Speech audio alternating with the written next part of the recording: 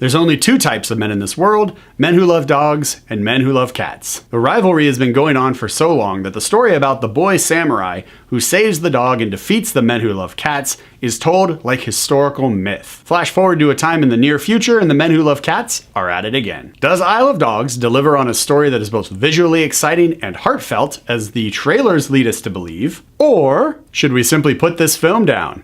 Let's talk about it in this review.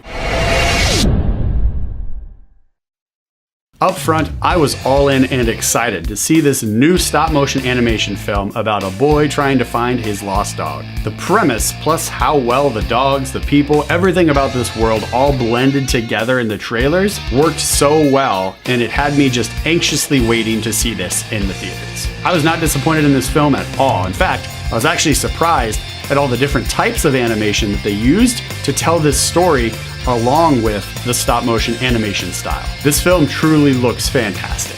And along with the different types of animation that they use in conjunction with stop-motion animation, the attention to lighting that they pay on details in the background as well as on the foreground were absolutely spectacular, and it made it such a treat to see this on the big screen. The overall story of this particular film is just a rehashing of that historical myth-like tale that they tell about the boy samurai stopping the men who love cats. In that story, the leader of the men who love cats is actually beheaded.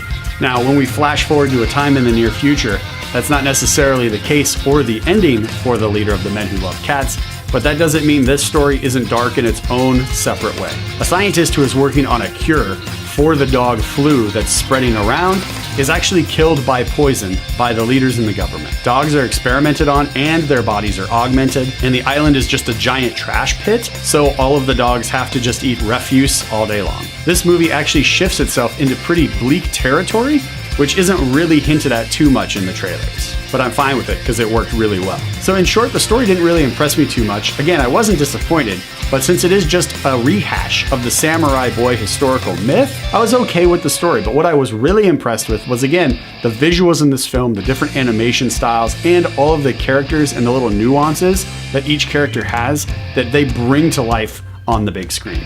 For example, there's a dog in the movie who can actually predict the future, but she can only predict the future because she understands what's happening on the television that the humans are watching. There's another dog in every scene. He always talks about, hey, did you hear this rumor about so-and-so? But the funny part is, as you go through the movie, you realize that he's not talking to any other dogs outside of his pack. And at one point, they even reference that. Who are you talking to that's telling you these rumors? And there's also the two dogs who want to lead, but on Trash Island, there are no masters. So the dogs don't have any leaders. So they're constantly trying to get votes in a democratic sense to see what direction they're going to go, what decisions will be agreed upon so that the pack all stays together. Just an absolutely splendid time with these characters. Very charming stuff. And the humor in it is so dry, it is delicious. I am a huge fan of dry humor, and it took me a second to grasp how dry the humor was in this movie. But once I figured out the comedic tone that this film is going to play with, I was all on board. I was already excited, and I was already in as soon as I sat down in the theater.